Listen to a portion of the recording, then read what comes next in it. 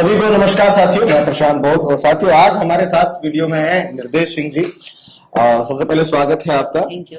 निर्देश जी, एक बात मैं आपसे पूछना चाहता था। जैसे देश के हालात हम आज देख रहे हैं भगवान को लेकर के, आज के इस आधुनिक युग में मैं देख रहा हूं कि काफी सारा बड़ा सवाल जो है वो उठ चुका है कि भगवान है या नहीं, ईश्वर है या नहीं।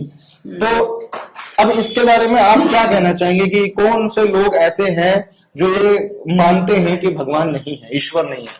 देखिए, मैं दो लोगों को ऐसा समझती हूँ कि दो लोग पूरी तरीके से जानते हैं कि ईश्वर नहीं है और कहीं नहीं है। पहला तो अम्बेडकरवादी और दूसरा ब्राह्मण यानी मनुपुत्र, वो जानता है क्योंकि मनु ने ही ईश्वर की रचना करी। ईश्वर उन्होंने आविष्कार किया है, उन्होंने जनरेट किया है, ईश्वर था नहीं। इसलिए ब्राह्मण जानता है कि ईश्वर नहीं है, कि वो हमारे दादा परदादाओं ने जनरेट किया है। और अम्बेडकरवादी इसलिए जानता है कि अम्बेडकरवाद का जो विचारधारा का जो जनक एक महापुरुष रहा, डॉक्टर बी.आर. अम्बेडकर, इस देश के अंदर, उसने इनके वेद पुराण खंगाल खंगाल कर ये देख लिया कि ईश्वर की गणना इन्होंने कैसे की है। एक होशियारी चालाकी शैतान दिमाग के तहत इन्होंने इसको गढ़ा है, ना कि ऐसी कोई शक्ति यहाँ पर थी। तो ये दो देश के अंदर विचारधारा हैं, दो लोग हैं, पहला अम्बेडकरवादी और दूसरा ब्राह्मण। दोनों जानते हैं कि ईश्वर कोई दुनिया में है नहीं, लेकिन दोनों में एक बड़ा अंतर है। ये मान लीजिए अम्बेडकरवादी है और ये ब्राह्मण है।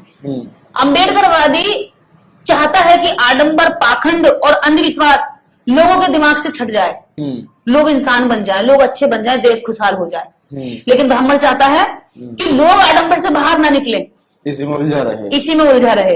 इसके साथ ही वह अपने जीवन को काटता रहे और अपने बच्चों को भी गुलामी ट्रांसफर करके जाए। मतलब मानसिक रूप से जो उसने सोच लिया ईश्वर और भाग्य का, वो मानता रहे, उसकी मिथ्या, उसका भ्रम बना रहे। वो इस भ्रम को बना के रखना चाहता है, जिसको ब्राह्मण कहते हैं।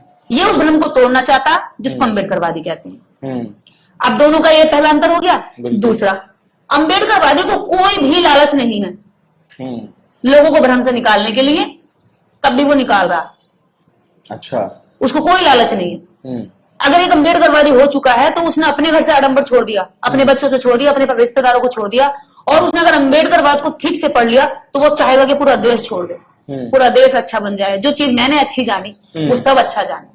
मान लो आपने कोई अच्छा स्वाद चखा घर में, कोई नया फल है या कोई नया भोजन है और उसका आपने रस लिया, उसको आपने टेस्ट किया, तो आपका मन क्या करेगा? जिसको आप प्यार करते होंगे सबसे ज्यादा, पहले उसका ध्यान आएगा, उसको भी खाना चाहिए था, बिल्कुल है ना, या उसके लिए थोड़ा रखोगे। क्या करेंगे यार कि मैं अपनी माँ को देता, अगर माँ होती तो वो भी खाती, बहन होती तो वो भी खाती, फिर उसके आगे और बचता तो कह यार वो भी खा लेता। बिल्कुल यही होता है ना। तो ये विचारधारा जो उसको जान लेता है, जो उसको चख लेता है, वो ये चाहता है यार ये अच्छी चीज मैंने जानी है। और अम्बेडकरवादी का यही एक सबसे बड़ी पहचान है। जानने के बाद वो ये कहता है यार ये मैंने चखा, इससे मेरे जीवन में इतना अच्छा हुआ, दूसरे के जीवन में भी अच्छा हो जाए। तो वो क्या करेगा? दूसरों को आडंबर से बाहर निकालने के लिए प्रयास करने लगेगा, झटपटाने लगेगा, बेचैन हो जाएगा, बिना संसाधनों के भी लग जाएगा, अपना कम खाएगा लेकिन दूसरों के लिए वो बचा कर रखेगा। उसकी ये होती है झटपटाहट। अब ये दूसरी तरफ आप देखेंगे ब्राह्मण, इसकी झटपटाहट किसमें रहती है? कि लोग आडंबर से बाहर ना निकल जाए, वो डरा रहता है कि आडंबर में फंसे रहें। और आडंबर में फंसे रहने पर इसको एक बड़ा फायदा है, इसे कभी लेबर चौक पर मजदूरी के लिए खड़ा नहीं होना पड़ता। बिल्कुल।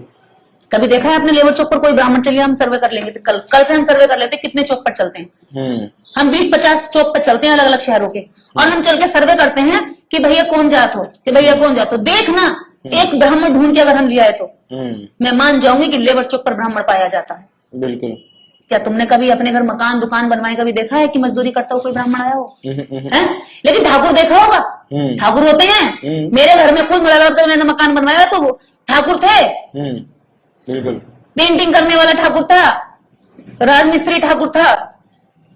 हाँ, वो सारे लोग होते हैं जिनको इन्होंने ये कहा कि तुम तो बड़े, इनको पीटो छोटे वालों को। हाँ। तो ये ब्राह्मण की ट्रिक है, ये चाहता है कि लोग आडंबर में उलझे रहें, और आडंबर में उलझाने के लिए सबसे सस्ता जो शिकार मिलती है, महिलाएं मिलती हैं।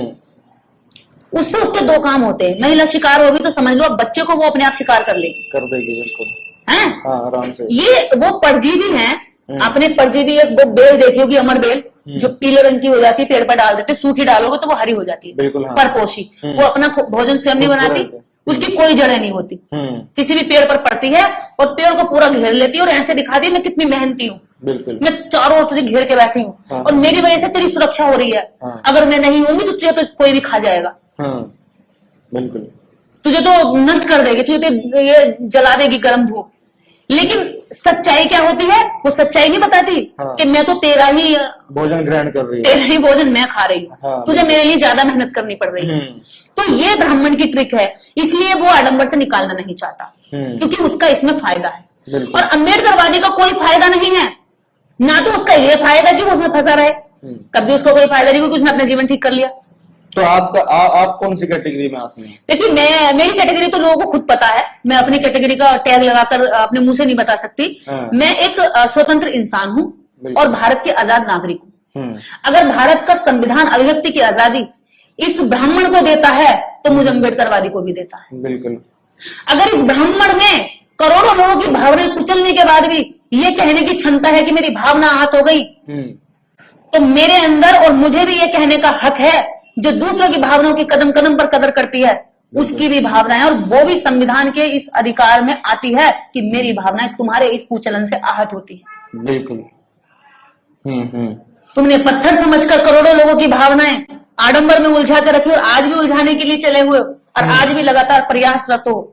तो तुम ये बताओ कि तुम्हारी फिर भावनाएं वो तब क्यों नहीं आहत होती जिस समाज का तुम पैसा बटोर कर खाते हो, उसी समाज की बेटी के साथ जब कुछ होता है तो उसको तब ये नहीं कहते कि तुम हिंदू हो, उसको कहते तुम दलित हो। अच्छा, तुम ये हो, वो हो, अब तुम्हारी लड़ाई तो वही लड़ेंगे, कहो उन लोगों से, अपने नेताओं से कहो, अपने इससे कहो। तुम्हारे नेता तो बड़े निकम्मे, सुनते भी नहीं है, क्या करेंगे, नेताओं पर टाल देंगे। बिल्कुल बिल्कुल बिल्कुल। लेकिन जब कुछ अच्छा होता है, देखो भगवान की कृपा होगी तुम पर बच्चा, देखो भगवान ने तुम्हें आशीर्वाद दे दिया। हम तो कह ही रहे थे उस मंदिर में जाकर प्रसाद चढ़ाओ, उस मंदिर में जाकर दान करो तो तुम्हारा ये भला हो जाएगा, है ना। अच्छे का क्रेडिट जब तुम्हारा भगवान लेता है तो मेरे बुरे का क्रेडिट कौन लेगा? जाहिर सी बात है, उसी को लेना पड़ेगा। कहते हैं कि उसके बिना, मर्जी के बिना पत्ता नहीं हिलता। तो इसकी मर्जी के बिना जब पत्ता नहीं हिलता तो इसकी मर्जी के अंदर रह करके बच्चों के साथ रेप क्यों हो जाता है? बिल्कुल। मेरे जैसी जो देश के एक एक नागरिक को हृदय की गहराई से प्रेम करती हो, जो लड़की देश की मिट्टी को इतना प्रेम करती हो कि अगर मैं चाहूं, मेरे पास कितनी अपॉर्चुनिटी है, मैं यहाँ से निकल के अच्छा जीवन बाहर जाकर जी सकती हूँ कभी भी। लेकिन मुझे लगता है जिस मिट्टी में मैं खेली पली बड़ी हुई, जहां मैंने जन्म लिया, इस मिट्टी को अच्छा बनाना, इस मिट्टी को शुद्ध करना मेरी जिम्मेवारी है। उसको ये कहते हैं कि तू हमारी भावनाएं आहत कर रही है, केवल इस आधार पर कि मैं ये चाहती हूँ कि लोग एक दूसरे से प्रेम करें। अच्छा, इसमें एक चीज और है कि भावनाएं और आस्था को ठेस पहुंचने वाली जो एक वो है कैटेगरी है, ये धार्मिकों के लिए है। बस जो शिक्षित लोग हैं, जो कुछ पढ़ लिख चुके हैं, समाज में घूम करके देख चुके हैं और बहुत लंबे समय की प्रताड़ना को झेल करके आज अपने आप को परिवर्तित कर चुके हैं, जब एक शिक्षित व्यक्ति एक वैज्ञानिक विचारधारा का व्यक्ति जब ये देखता है कि कोई एक व्यक्ति एक पत्थर की मूर्ति को बना रहा है, एक अगला आदमी आया, उसको खरीदा, उससे पैसे दे करके 200-500 रुपए, 500 रुपए की मूर्ति उसने खरीदी, घर में लगाई, और वही आदमी उससे जाकर के 50 लाख रुपए मांग रहा है कि मेरे को 5 लाख दे दे, 50 लाख दे दे। तो जब एक पढ़ा लिखा व्यक्ति इस चीज को देखता है, वो इसके बारे में बोलता है, तो वो बोल इसीलिए रहा है क्योंकि उसकी शिक्षा की भी भावनाएं आहत हो रही है, उसके लॉजिक की भावनाएं आहत हो रही है, विज्ञान की भावनाएं आहत हो रही है कि भाई कोई लॉजिक नहीं, कुछ तर्क नहीं। अरे एक मजदूर ने मिट्टी से मूर्ति बनाई है और तुम अपने घर में ला करके उससे 5 लाख रुपए मांग रहे हो, 500 की खरीद के 5 लाख, इतना मोट, मतलब बिजनेस का भी तुमने सत्यानाश मार दिया, है ना। तो ये उस टाइम पे भी तो फिर उनकी भावनाएं आती होती हैं।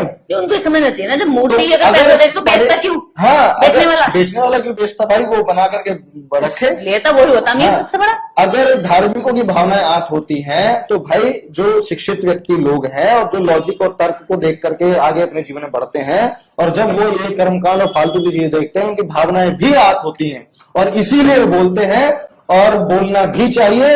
आपको मानना है तो मत मानो, नहीं मानो तुम, क्योंकि जैसे अब होता है ना, जैसे हम सवाल करते हैं तो ये लोग क्या कहते हैं, कथावाचक लोग, अरे हम क्या तुम्हारे घर पर जा रहे हैं बुलाने। ब्राह्मण जब लोग ये वो करते हैं, गली मोहल्ले में हवन कुंड करते हैं, अरे हम तो तुम्हारे घर जा रहे, तुम खुद ही तो आ रहे। अच्छा ठीक है, हम खुद आ रहे हैं, क्यों? हमारी पुरानी मिस्टेक्स हैं, पुरानी गलतियां हैं, पुराने हमारे जो भी चीजें हैं वो है। लेकिन अब हम जब वीडियो बना रहे हैं, जब हम तुम्हारे सामने बोल रहे हैं, हम साक्ष्य रख रहे हैं, लॉजिक रख रहे हैं, तो तुम क्यों मना कर रहे हो हमको? अरे क्यों आ रहे हो रास्ते में? तुम हमारी वीडियो पे क्यों आ रहे हो? सही बात है। हमने तुमको बुलाया था क्या कि आकर के हमारा वीडियो देखो और हमें बताओ क्या सही क्या गलत है? तो उसको नोटिस दिया था क्या हमने? क्यों आ रहा, क्यों ऐसे मना रहा यहाँ पे आके? अरे नहीं देखना तो अलग अलग चैनल पे जाकर तू बाबा को देख अपने, उसका चाट तेरे जो करना है, तेरे को थर्मल दबाने, उनका मैल पीना है पैरों का, जो करना करता रहे। तो हमारी वीडियो पे क्यों विश्लेषण दे रहा है? एक चीज और मैं आपके माध्यम से बता दूं, चैनल पर ये कहते हैं भावना हाथ हो गई। संविधान का आर्टिकल 51AH कहता है कि देश के नागरिकों को विज्ञान, तर्क और इस देश की एकता पर काम करना चाहिए। बिल्कुल। साइंस पर काम करना चाहिए, इसको प्रोत्साहित करना चाहिए। तो ये जिस भावना की बात करते हैं वो एकदम ढकोसला ड्रामा और दिखावा है, केवल इसलिए कि इन्हें पता है कि आर्टिकल का ये अनुच्छेद भावना के साथ चलते चलते इन लोगों को फंसा सकता है। वो सिर्फ फंसाने के लिए इस्तेमाल करते हैं। वो जानते हैं कि उनकी आमना भावना कुछ नहीं है, बिल्कुल कोई आमना भावना नहीं है उनकी, ना किसी को न्याय दिलाने की। कभी आज तक देखा हो न्याय की लड़ाई में किसी सड़कों पे नहीं उतरते वो, लेकिन अत्याचारियों के साथ भले खड़े हो जाएंगे। तो उनके पास ना तो कोई भावनाएं हैं, ना उनके पास, मैंने कहा ना, अमरबेल होती है, अमरबेल की कोई जड़ नहीं होती है। जिस दिन पेड़ उतार कर फेंके गए गिर जाएंगे, जिस दिन बहुजन समाज को उतार कर फेंके गए जमीन पर आ जाएंगे। तो इसीलिए कि उसके ऊपर बने रहना चाहते हैं, उसको बताते हैं कि अगर हम नहीं हुए तो तुम्हारा कितना बुरा हो जाएगा, हम ही हैं जो तुम्हें जीवन में सब कुछ सुख दे रहे हैं। अब मेरे से कितने लोग फोन करके कहते हैं कि जब तुम मरोगी या तुम्हारे घर में कोई मरेगा तो पंडित को मत बुलाना। उसको पता नहीं है कि मेरे घर में तो पिछली 2 पीढ़ियों से पंडित नहीं आ रहा है। मेरे घर में अभी रिसेंटली एक्सीडेंट हुआ है, किसी तरह का कर्मकांड नहीं हुआ। तो ये कहते हैं, अब देखो कमजोर दिमाग का आदमी को तो वो सोचेगा यार पंडित को नहीं बुलाएंगे तो इसकी आत्मा भटकेगी। बिल्कुल है। अरे आत्माएं जब इस देश के अंदर केवल ऐसी 37 करोड़ देश की आबादी थी और आज 130 करोड़ देश की आबादी, 140 करोड़, तो ये बाकी आत्माएं कहां से आ गई? फिर तो 37 करोड़ ही रहने चाहिए तो लोग देश में, क्योंकि उनकी आत्मा है मर रही है, जन्म ले रही है, मर जन्म ले रही है, पुनर्जन्म हो रहा है, पुनर्जन्म हो रहा है। तो ये आत्मा का खेल इन्होंने इसलिए रचा ताकि आप इसमें फंसे रहो। तो इसलिए ये कहते हैं कि अगर तुम्हारे यहाँ कोई मरेगा तो हमें मत बुलाना, अगर तुम्हारी शादी होगी तो हमें मत बुलाना। अरे तुम यहाँ को तो शादी नहीं होगी क्या? दुनिया के और भी 180 देश हैं, क्या उनमें शादियां नहीं होती हैं? बिल्कुल होती हैं। क्या उनमें लोग नहीं मरते हैं? क्या उनकी आत्माएं कहीं भटक रही है या उनकी आत्मा विदेश से यहाँ आकर तुम्हारे यहाँ से भ्रमण करने जा रही है? तो ये सबसे बड़ी चीज है कि ये लोगों को मानसिक रूप से गुलाम करते हैं, और जो कमजोर दिमाग का होता है वो उनके पीछे हाथ जोड़ के चल देता है, और जो नहीं चलता उसको जबरन हाँकने की भी कोशिश करते हैं। जैसे हम बहुत सारी संख्या बढ़ गई है जो कह रही है कि देश के अंदर आज हजारों लाखों लोग आवाज उठा रहे हैं, इनसे काबू में नहीं हो रहे लोग, क्योंकि साइंस का दौरा कहां तक रोकेंगे? भाई कहां तक तुम कहोगे कि भैया वो हनुमान उड़ के सूरज को निकल गया था? जो मिलियन बिलियन दूरी पर सूरज है, जिसकी पृथ्वी से भी कई गुना आकार का बड़ा है, उसको एक बंदर ने जाके मुंह में ले लिया। अरे बतासा था, गोलगप्पा था जो खा गया वो है। लेकिन लोग कह रहे कैसे निकल सकता? छोटे छोटे बच्चे भी सवाल कर रहे हैं, क्योंकि साइंस की किताब तो सर ये पढ़ा रही है कि ये ग्रह है, ये घूमते हैं, और इस पृथ्वी से बाहर निकल के कैसे गए। आज अगर सैटेलाइट भी जाती है तो उसके लिए भी करोड़ों करोड़ खर्च करते हैं साइंटिस्ट, पहले उसके लिए पैरा प्रबंध करते हैं। अब देश के अंदर करोड़ों लोग जाग रहे हैं, इनसे ये अपने आडंबर को चला करके चाहते हैं कि करोड़ों लोगों को मतलब अपनी जो इनकी बकैती है, बकलोल है, जो गाल गपोड़ बजाए हैं इन्होंने इन धर्म शास्त्रों में, इनके आधार पर लोगों को उलझा कर रखे हैं। लोग अब इन्हें भी पढ़ने लगे। जब तक इन्हें नहीं पढ़े तब तक लगता था कि ये बहुत शक्तिशाली ग्रंथ है, इनमें कोई शक्ति भरी हुई है। लेकिन जब इन्हें पढ़ा तो इन्हें लगा कि इनमें कुछ नहीं भरा हुआ, इनमें तो मतलब इन्होंने सिर्फ अपने लिए एक अच्छी व्यवस्था कर रखी है कुर्सी की, कि भैया खाओगे तुम्हें चाहे कमाए कोई भी। तो आज देश के अंदर लाखों करोड़ लोग जाग रहे हैं, और इसी पर मेरा एक नारा है, 100 में 97 शोषित और 97 ने ललकारा है, धन धरती और राजपाट में 97 हक हमारा है। ये लड़ाई देश के अंदर चलेगी, और तीसरी आजादी का यही सार है। बिल्कुल। अब लोग ज्यादा दिन गुलामी में नहीं रहेंगे, और इस गुलामी को लोग उतार कर फेंक देंगे। मैं मानती हूँ इस गुलामी में कोई किसी तरह की हिंसा भी नहीं होगी। आप आडंबर छोड़ दीजिए, कितना सरल है। आप मंदिर मत जाइए, आप यहाँ से यहाँ की दूरी तय मत करिए, बात खत्म हो जाएगी। किसी से लड़ना ही नहीं है, किसी को मारना नहीं है, किसी को हराना नहीं है, हराना नहीं है। एक्चुअली जो अम्बेडकरवाद की विचारधारा है, या जो आपने बताया सारी चीजें, इसमें किसी को हरा करके जीत नहीं होगी, नहीं है। साथ में लेकर के जीत होने वाली बात है। हम 97 की बात कर रहे हैं। केवल 3% लोगों ने इस देश के अंदर लोगों का दिमाग को बंद किया, लोगों को गुमराह किया, लोगों के हक हकूक को खाया, लोगों में बंटवारा कर दिया। हम तो उन सब 97 की लड़ाई लड़ रहे हैं। यहाँ हम किसी एक जाति की लड़ाई नहीं लड़ रहे, एक समुदाय की लड़ाई नहीं लड़ रहे। इस देश के 97% जनसंख्या की ये लड़ाई है। और ये लड़ाई में ये सबसे पहली जीत यही है कि ये आडंबर को छोड़ करके अपने अधिकारों को जाने। बिल्कुल बिल्कुल। देश के अंदर जिस दिन ये आडंबर की लड़ाई खत्म हो जाएगी, उस दिन इस देश के अंदर सबको न्याय मिलेगा, सबको सम्मान मिलेगा, सबको अधिकार मिलेंगे। रोजी रोटी कपड़ा मकान यह सब होगा। किसी 4 लोगों की पूंजीपतियों की जेबों में भरा नहीं होगा सारा पैसा। जो करोड़ों की संख्या तो भूखी मर रही है, और एशिया का सबसे अमीर आदमी भारत में पाया जाता है। तो धर्म के चलते तो तुम उन्हें धर्म में उलझा रहे हो, और उनका टैक्स लेकर के चोरी करके कोई और जा रहा है। तो यही है कि आज देश के अंदर फिर वही बात, इस 100 में 97 शोषित, और शोषित ने ललकारा है धनदौलती और राजपाट में 97 हक हमारा। जय भीम। बहुत अच्छी बात जो विदेश जी ने बोली है, और यही बात है कि कहीं ना कहीं जो 97% लोग हैं देश के, जो एक्चुअल में संघर्ष करने में लगे हुए हैं, अब उन लोगों की चेतना जो अब जाग रही है, धीरे धीरे वो समझ रहे हैं, पढ़ रहे हैं, और उनके दिमाग में सवाल खड़े हो रहे हैं कि भाई यार ये जो हम करते आ रहे हैं ये है भी वास्तव में या एक कल्पना ही है। कल्पना है। और अच्छी बात है, होते रहना चाहिए। और अगर आप लोग चाहते हैं कि ये और फैले तो इस वीडियो को ज्यादा शेयर कीजिएगा। मैं प्रशांत बहुत मिलता हूं आपसे अगली वीडियो में, तब तक के लिए बहुत बहुत शुक्रिया, धन्यवाद। इंस्टाग्राम पर फॉलो जरूर करिएगा। जय भीम, जय संविधान, जय भारत, नमो बुद्धाय। धन्यवाद। चैनल आर्थिक समस्या से गुजर रहा है। अगर आप बहुजन समाज में बाबा साहेब आम्बेडकर और तथागत बुद्ध की विचारधारा को अधिक से अधिक लोगों तक पहुंचाना चाहते हैं, तो हमें आर्थिक सहयोग प्रदान करें, ताकि हम अपने चैनल के माध्यम से देश विदेश में समता, बंधुता, एकता और संवैधानिक अधिकारों को ज्यादा से ज्यादा लोगों तक पहुंचा सकें। आप अपनी सहायता राशि नीचे लिखे खाते में जमा करा सकते हैं। खाता धारक गौतम रत्न, खाता संख्या 316957686551, IFSC कोड SBIN 0060336, बैंक भारतीय स्टेट बैंक। आप हमारे बैंक खाते का विवरण स्क्रीन पर भी देख सकते हैं। रोको मत, हमें टोको मत, हमें आगे बढ़ते जाना है। जय भीम का नारा लगाना है, जय भीम का नारा लगाना है। जय भीम, जय भीम। मैं गौतम रत्ना आपका बहुजन फिल्म प्रोडक्शन में स्वागत करता हूं, और आप हमारे प्रोडक्शन हाउस के अंदर अपना कैरियर बना सकते हैं as a film director, as a producer and actor and actress and editor and cinematographer also.